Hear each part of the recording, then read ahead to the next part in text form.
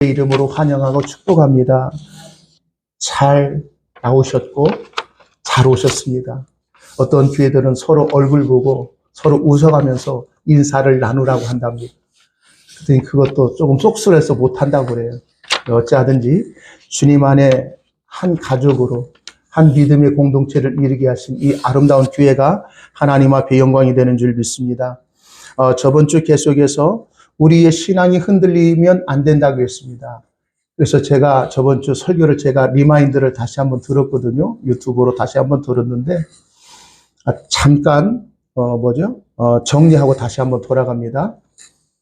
전전주 그랬잖아요. 또 얘기하는데 우리 이남성 원사님 나오셨는데 무슨 죄가 많아가지고 이렇게 오래 사는가. 그래서 하나님 앞에 왜 하나님 나 안 데려가세요. 그래서 예수 믿는 사람이나 안 믿는 사람이나 우리가 좀 어렵고 힘든 일이 있으면 첫 번째 드는 생각이 어떤 생각을 했어요?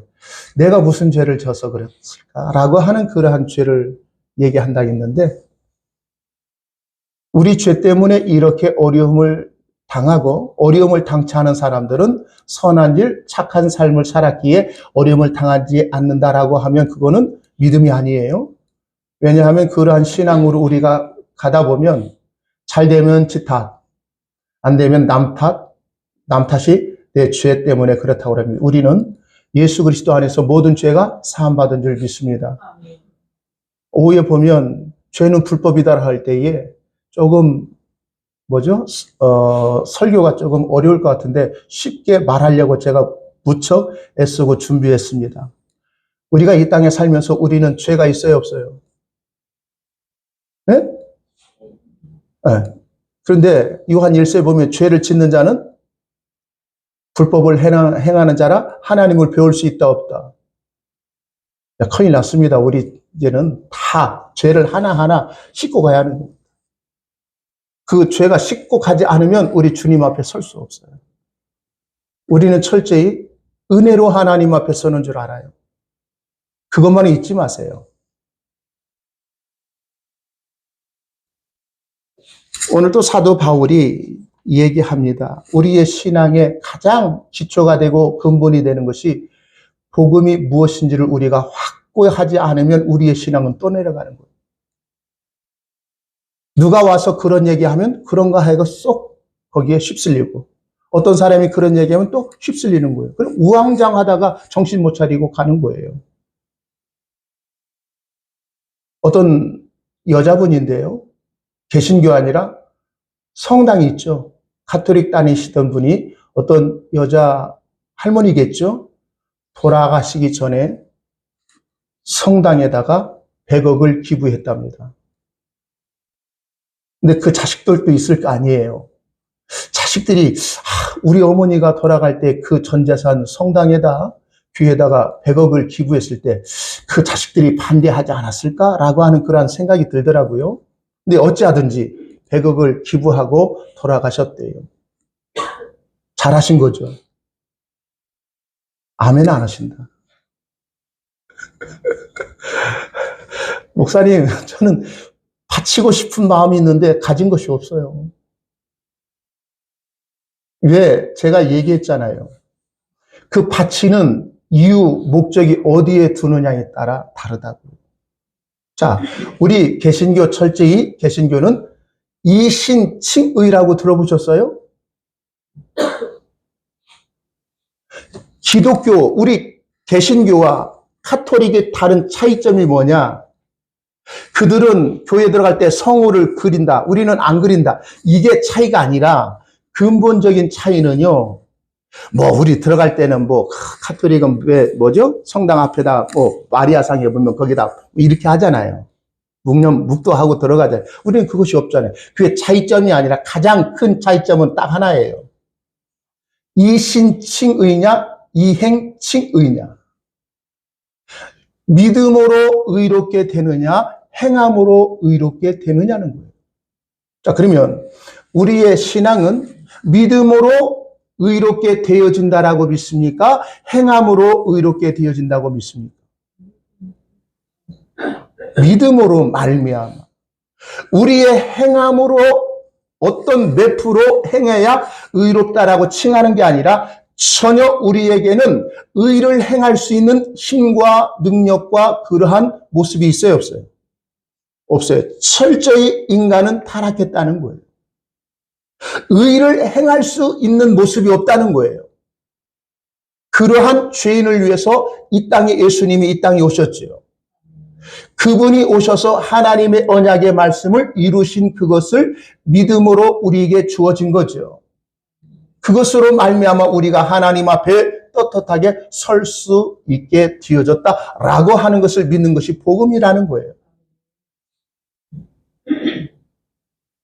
저희 집사람 처가 쪽에요. 오촌이라고 있죠. 오촌간.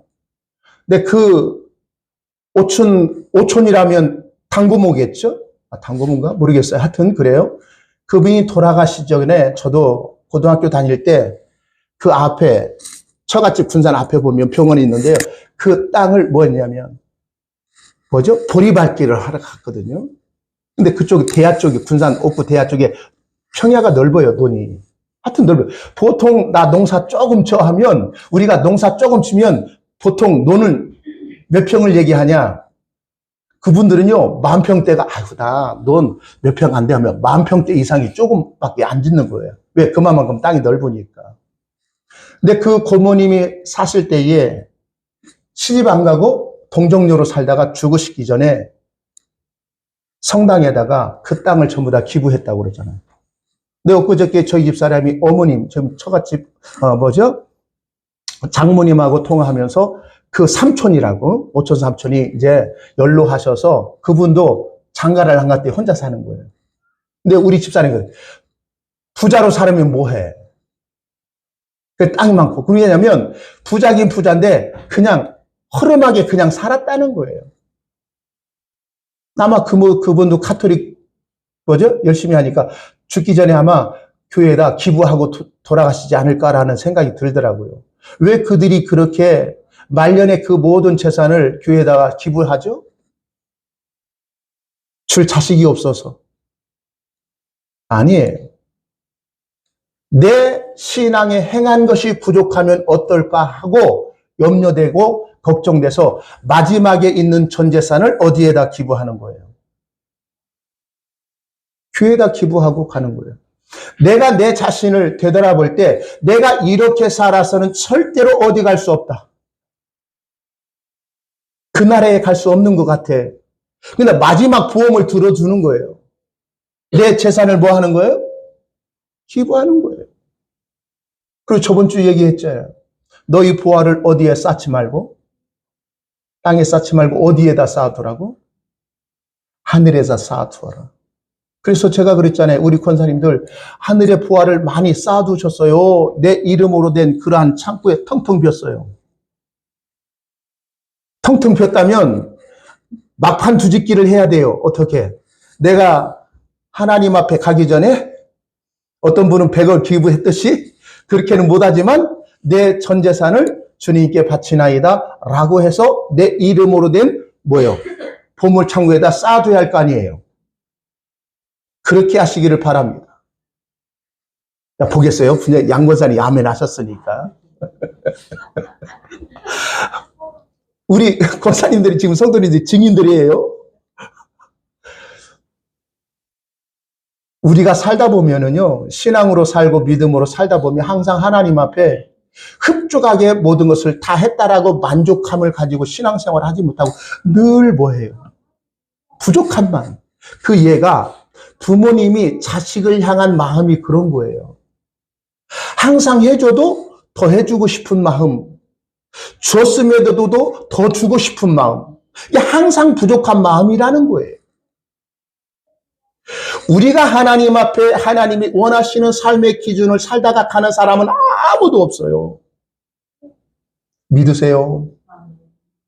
그 사람이 나보다도 조금 훌륭한 좋은 업적을 살고 간 것은 있지만 하나님의 기준에 맞춰서 살아는 인생은 하나도 없다고. 왜? 이 땅에 죄인으로 태어나서 그 죄에 따라 살다가 가는 것뿐이에요.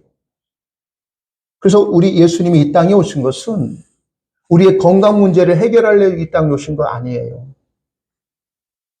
내 가난의 문제를 해결하려고 이 땅에 오신 것이 아니에요. 또 우리가 열심히 예수 믿어서 내 자식이 성공하도록 도와주려고 이 땅에 오신 게 아니에요. 딱 한 가지. 죄의 문제를 해결하려고 이 땅에 오셨다는 거예요. 그 죄의 문제를 해결하신 분은 오직 누구밖에 없다. 예수 그리스도밖에 없다라고 선언한 거라는 거예요. 그래서 저번 주에 얘기했잖아요. 목자들이 들판에서 양을 치고 있을 때에 예수님이 나셨던 것을 천사가 나와서 다른 사람이 많은데 왜 굳이 목자들이 있냐는 거예요. 그 당시에 유대인들에게는요, 유대인들에게는 증인을 설 수 없는 부류들이 있었답니다. 첫 번째, 여자들은 또 증인을 안 세웠대요. 또 그 다음에 목자들은 그 당시에 사람들이 그들의 말을 뭐예요? 믿어주지를 않았대요. 왜 그랬을까? 아마 거짓말을 많이 치고 뻥을 많이 쳤는가 봐. 그래서 그 사람들은 증인으로 세우지 않았다는 거예요. 그러면 예수님의 나심을 그 천사가 목자들에게 가서 전했다고 하는 것은 세상이 인정하지 않았을 그러한 불의일지라도 하나님은 그것까지도 긍휼과 사랑으로 그들에게 아기 예수 나심을 선포하고 있다는 거예요. 그리고 그 얘기할 때, 두려워할 때에 그 천사가 뭐라고 그래요? 두려워 말라.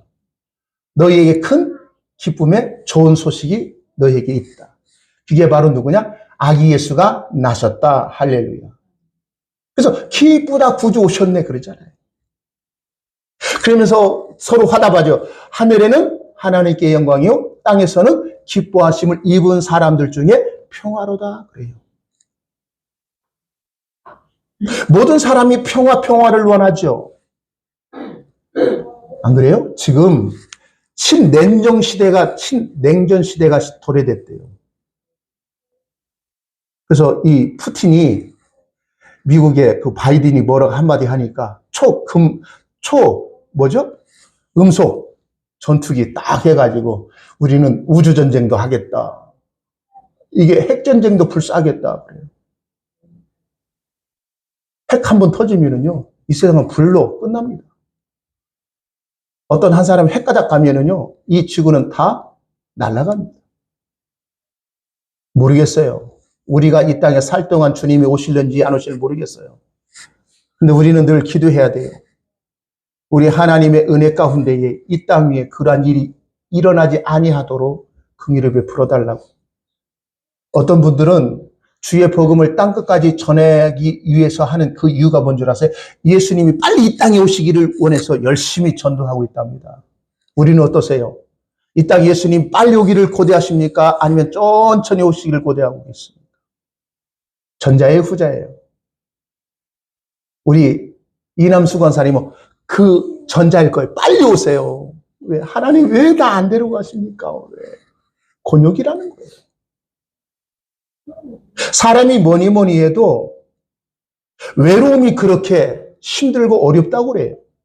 우리 권사님들 많이 외로우시죠? 힘드시죠? 나이 드시면 그렇대요. 그 외로움이 그렇게 무섭답니다. 힘드신답니다. 그래서 빨리 가고 싶대요. 또 그날이랍니다. 젊은 사람들은 무언가 나의 계획을 빨리 하고 싶은 그러한 날이 있기 때문에 에너지가 넘치잖아요. 내일을 기대하며 살합니다. 근데 나이 드시면 오늘이 내일 또 그날이고 그날이가 매일마다 다람쥐 쳇바퀴 돌듯이 하니까 뭐죠? 무료한 거예요. 인생이 이런 것이 아닌 것 같은데. 네, 저는 어떻게 생각하냐면 우리 권사님들, 사람이 이 세상을 살 때 모든 것을 가지면 더 살고 싶어요. 그렇지 않으세요? 80 먹었는데 막 20, 30대처럼 건강하면 더 살고 싶은 욕망이 넘쳐요. 그래서 우리 주님은 나이 먹는 것은요, 다 세상의 힘을 빼놓고 데려가기를 원하고 있는 거예요. 하나의 과정 속에 있는 거예요. 우리 권사님 먼저 이 땅에 오셨습니다. 그 과정을 우리보다 먼저 사셨습니다. 그 사신 과정을 우리는 보면서 그렇게 합니다. 우리가 젊었을 때에는 왜 할머니 왜 그렇게 우세요? 라고 하는 그런 얘기했고, 저희 어머님도 왜 어머니 우세요? 라고 그렇게 얘기했던 그 저희 어머님 권사님이 지금은요, 혼자 우세요. 그 과정을 우리가 지금 가고 있는 과정 속에 있는 거예요. 우리들도 그 과정 속에 있을 거예요. 우리 큰딸, 큰사위 왔는데, 내는 엄마나 아빠나 이제 80 먹고 80, 90 먹으면 혼자 훌쩍훌쩍 울 때, 엄마 왜 울어? 왜 울어? 그런 얘기 하지 마세요. 너도 그 나이 먹어봐. 안 먹어서 그런 거예요. 우리 주님은 이 땅에 힘이 되는 모든 것을 힘을 빼놓고 오직 우리에게 힘이 되시고 소망이 되시고 기쁨이 되신 누구만, 주님만 바라보며 주님만 되기를 원하고 있다는 거예요. 구약에 보면 나 여호와는 질투하는 여호와라고 얘기해야 해요. 하나님이 질투한대. 이게 사람의 그 질투를 얘기하면 안 돼요. 내 사랑을 다른 신에게 내가 넘어가는 것을 눈 뜨고 못 빼겠다는 거예요. 오직 너희들은 누구만 바라보라고. 나. 그게 신앙이요, 믿음이에요. 우리의 신앙이 바른 믿음의 그러한 기초에서 우리의 신앙이 세워지기를 원합니다. 근데 오늘 말씀에 보면 사도 바울이 노년에 로마에 가기를 원하고 원했대요. 그 이유가 뭐냐면 한번 보십시다. 사도 바울이 본문 말씀은 아니지만 로마로 가기를 엄청나게 기대하고 준비하고 기도했습니다. 한번 봅니다. 자, 9절 말씀, 내가 그의 아들의 복음 안에서, 그 아들의 복음은 예수 그리스도의 복음 안에서 내 심령으로 섬기는, 내 마음으로 섬기는 하나님이 나의 증인이 되것이라 항상 내 기도에 쉬지 않고 누구를 말하고 있다. 너희를 말하고 이제 로마에 있는 교회들을, 성도를 위해서 기도하고 있다. 어떠하든지 이제 하나님의 뜻 안에서 너희에게로 나갈 좋은 길을 얻기를 구하노라 그랬죠. 간절히 바라는 건 바로 로마로 가기를 원했다는 거예요. 그러면서 11절, 내가 너희 보기를 심히 뭐한 것은, 원하는 것은 무슨 신령한 은사를 너희에게 나누어줘 너희를 어떻게 하려고, 견고케 하려고 너희에게 나가기를 원했다. 자, 그러면 여기 보면 사도 바울이 지금 로마에 있는 교회와 성도에게 나아가서 보기를 원하는 거예요.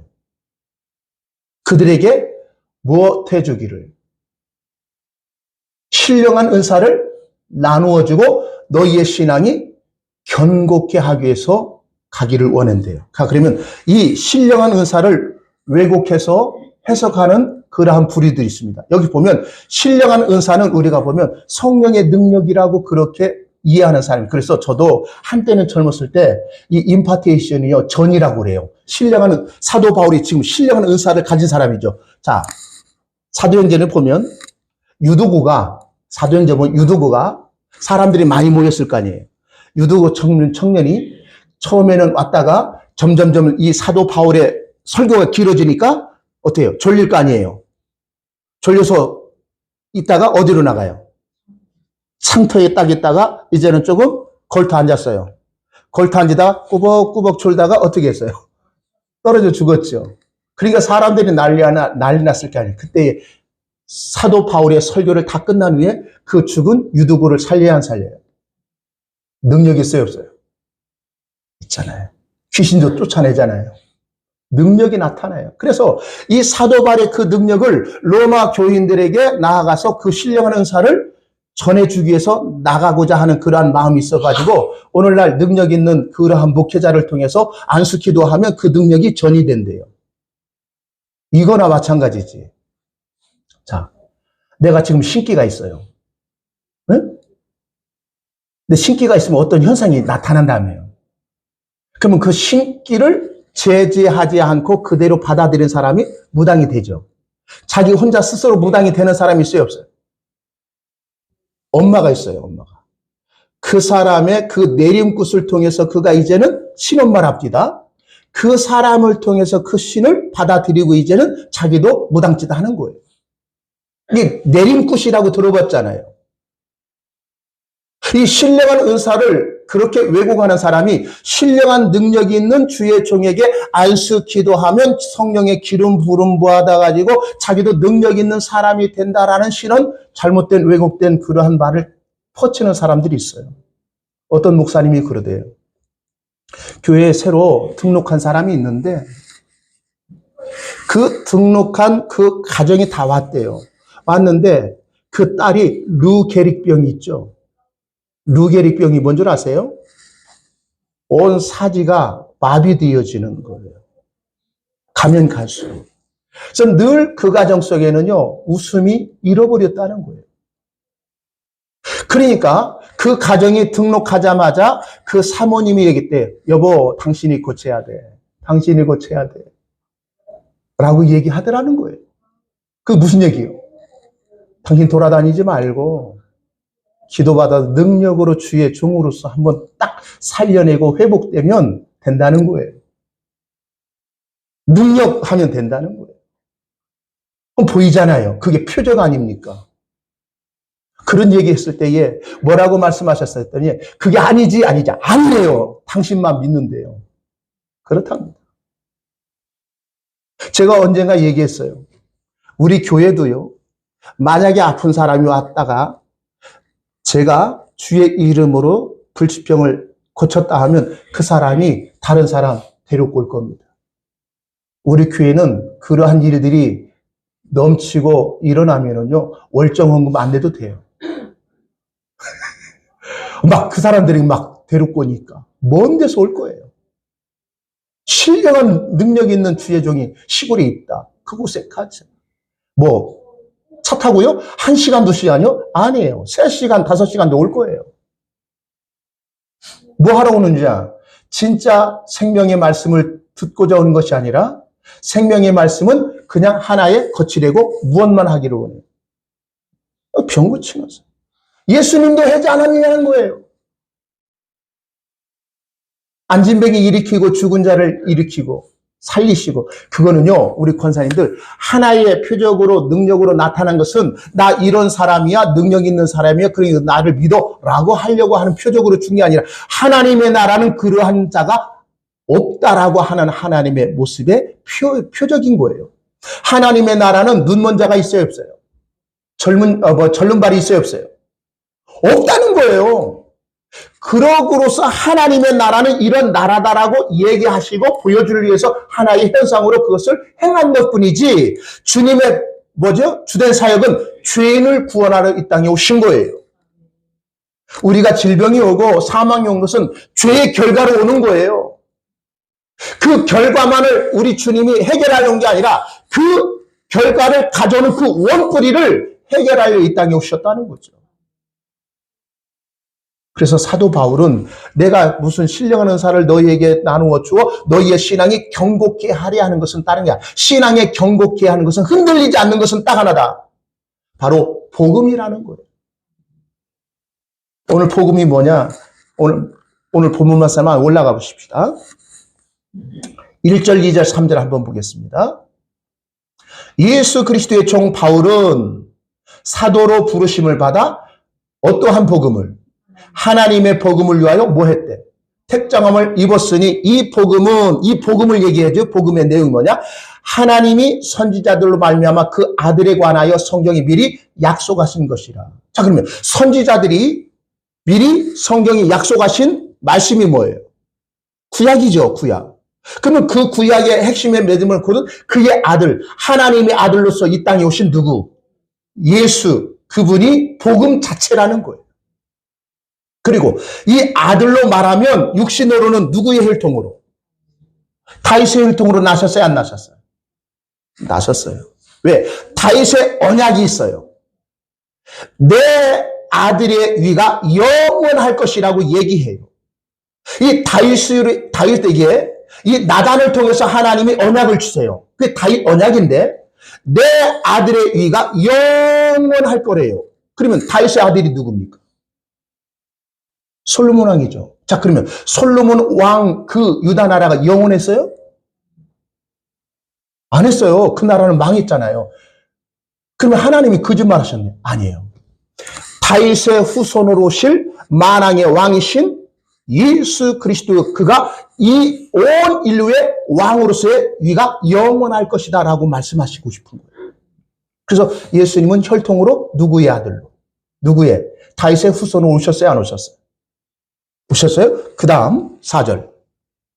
성결의 영으로는 죽은 자 가운데서 뭐 하셔서? 부활하셔서 능력으로 하나님의 아들로 뭐 했다?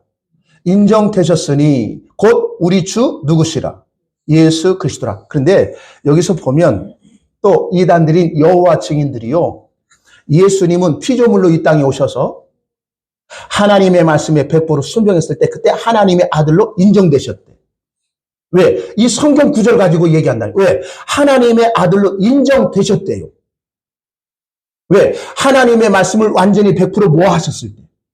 순종하셨을 때 인정되셨다라고 여호와 증인들이 얘기해요. 아니에요. 여기서 보면 한글 번역에 인정했다는 것은 바로 확고하게 하셨다라고 선언하고 있다는 거예요.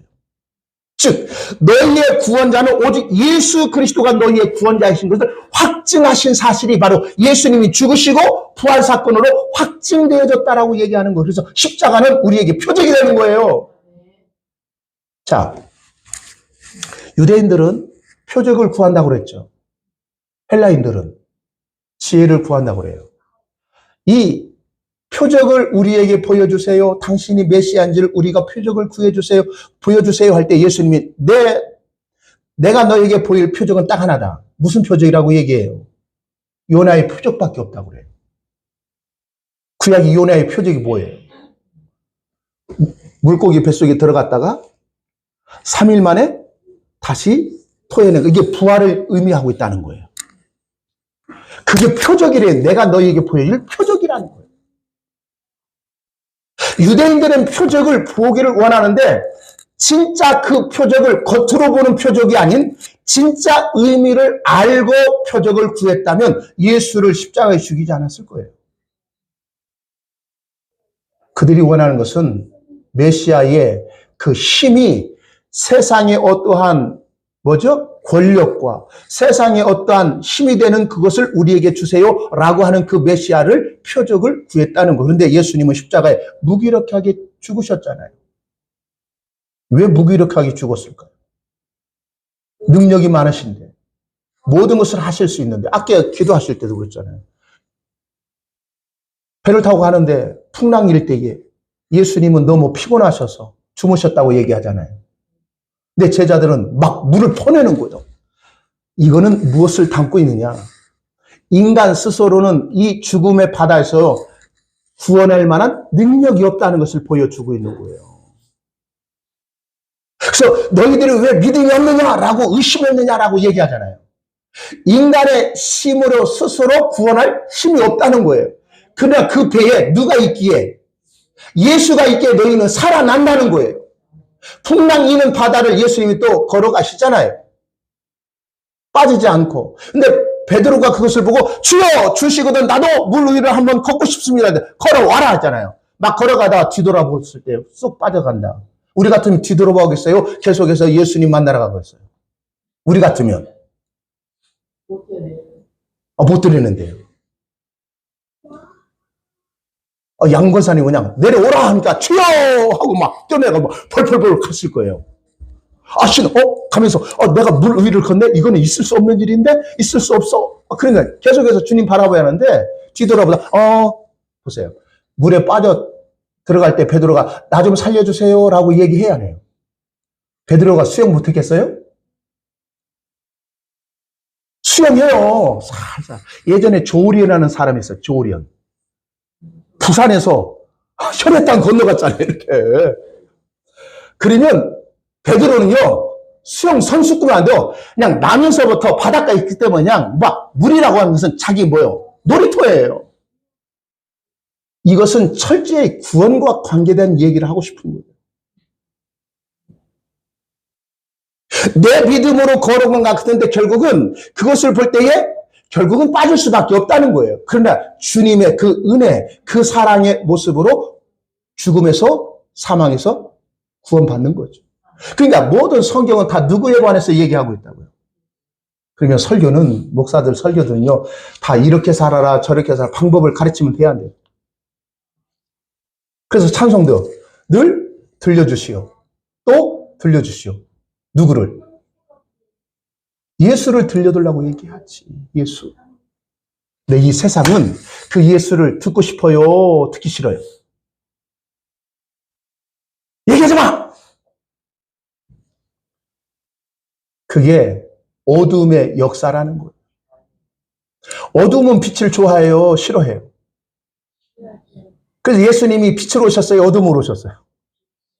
빛으로 오셨지만 그놈의 어둠이 그 빛을 싫어하여 그 예수를 십자가에 매달아 죽인 거죠.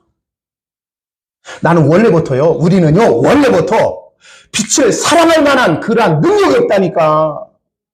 빛이 우리에게 싹 들어오셔서 내 안에 있는 그 어둠을 완전히 몰아내게 한 거지.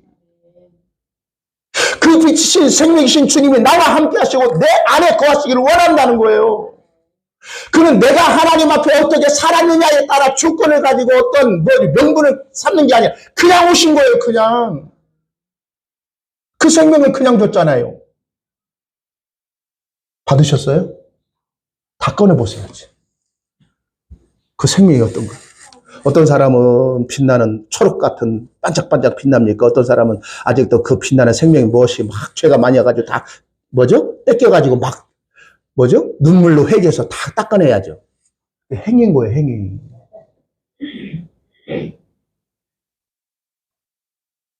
그 행위를 하면 나는 깨끗해진 것 같아. 복음은요, 철저히 우리의 행위가 들어가지 않는다고요. 내가 뭔가 하나님 앞에 열심히 해놓으면 내가 떳떳하게 주님 앞에 갈 수 있는 그런 확증이 있어요, 없어요? 확신이 있어요, 없어요? 있죠.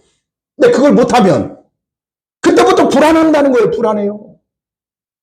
그래서 막판 뒤집기를 하는 거예요. 내 전자선을 하나님 앞에 바친다고 하잖아요. 자, 내게 있는 모든 것을 아낌없이 바치네 하죠. 우리의 몸도 바치고 물질도 바치고 시간도 바치고 생명도 바친다고 하잖아요. 자, 보십시다. 우리 주님은 우리에게 물질이 부족해서 당신에게 바치라는 거예요? 내 생명이 주님 앞에 바칠 때 하나님이 아름답게 그 생명을 보시는 거예요? 딱 하나라겠어요. 우리에게 가장 가치 있는 것은 예수 생명이라는 거예요. 근데 내 생명을 하나님 앞에 아낌없이 바치면 그 바치고 간 순교자들은요, 하나님 앞에 가면 가장 가까이 있대, 보좌에 가장 가까이 있대. 그 가까이 간 사람은 벌써 빛이 벌써 등급이 다르대. 1등성, 2등성, 3등성. 그럼 우리 권사님들 보면 죄송합니다. 3등성도 아니고 12등성도 안 될 거예요. 낙제지. 빨리 하세요. 열심히 하세요. 숨겨놓은 거 하나님께 다 바치고. 무엇이 두렵습니까? 그러한 선동에 넘어가지 말라는 거예요. 저는. 하나님 앞에 내 모든 것을 바치지 않았을지라도 이미 나를 위해서 예수님이 이 땅에 인간이 되셨고 내가 서야 할 그 자리에 예수님이 서셨고 내가 받아야 할 모든 형벌과 사망과 저주를 예수님 받아내셔서 하나님 앞에 의가 되셨던 그 의를 내게 주신 거예요.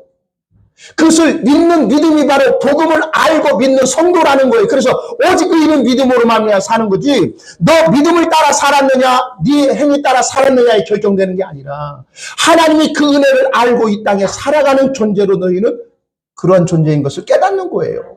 그래서 사도 바울이 로마에 가고 싶은 거예요. 자기가 알았던 복음 그들도 알아. 근데 너무 희미해 지금. 그걸 완전히 까버리고 싶은 거예요. 그럴 때에 그들은 핍박 속에서도 그 복음의 참된 의미를 알았을 때 순교의 길을 가는 거 아닙니까? 사자의 밥이 되어질지언정 그들은 그 앞에서 그렇게 했대요. 근데 제가 들은 얘기입니다. 그 많은 로마의 군중에서 이 기독교인들이 죽을 때에 이런 것들도 했답니다. 남녀 간에 가지는 성적인 그러한 행위를 해보라고 했답니다. 그것도 가족끼리. 얼마나 수치겠습니까? 그들은 세상은 환호했답니다. 근데 예수 믿는 사람들은 그 수치를 당하면서까지 노래하며 찬양하며 순교의 길로 간 거 아닙니까? 왜요? 그들은 복음이 무엇인지를 알았기 때문에 그래요. 믿음으로 산다는 것이 무엇인지를 알았기 때문에 그래요. 나는 예수를 모르고 살았으면 영원한 혁명의 저주의 심판에 있을 때인데 그 은혜로 그 믿음을 따라 그 사랑으로 내가 살 수 있었고 영원한 생명을 얻은 자인 것을 그들은 깨달았기 때문에 조롱과 멸시 속에서도 죽음의 그러한 불길로 뛰어들어가는 그러한 발걸음 속에서 찬양함으로 믿음으로 원망이 아닌 탄식이 아닌 그 주님의 은혜에 감사함으로 그 길은 간 줄을 믿습니다. 그게 오직 나의 의인은 무엇으로 말미암아 살리라. 믿음으로 말미암아 살아낸 성도의 모습이라는 거예요. 2000년 전이나 2000년 후에 지금도 마찬가지라는 거예요. 그렇게 사는 사람이 많겠어요? 적겠어요? 예수님은 심히 적다고 그랬어요. 다들 예수 믿는다고 얘기합니다. 근데 우리 주님은 그렇게 사는 자가 심히 적을 것이다. 마지막 때는, 요한계시록의 마지막 때는 세 가지 재앙이 있습니다. 인재앙, 나팔재앙, 대접재앙. 대접은 7대접입니다. 마지막 7번째가 꺼질 때는 세상의 심판입니다. 가면 갈수록 죄악이 더 관영한 이 땅에 살고 있어요. 그러나 우리는 두려워하지 마십시오. 생명의 빛이 된 주님이 우리와 함께 하시고 그분이 우리를 구원의 길로 인도하시고 생명의 길로 인도해 주시고 이 땅에 오셨다는 거예요. 나는 선한 목자라고 얘기하고 있지 않습니까? 우리는 그의 기르시는 양이 됨으로 믿음으로 주님 앞에 세워지는 그런 모습이 있기를 주의 이름으로 축복합니다. 기도합니다. 아버지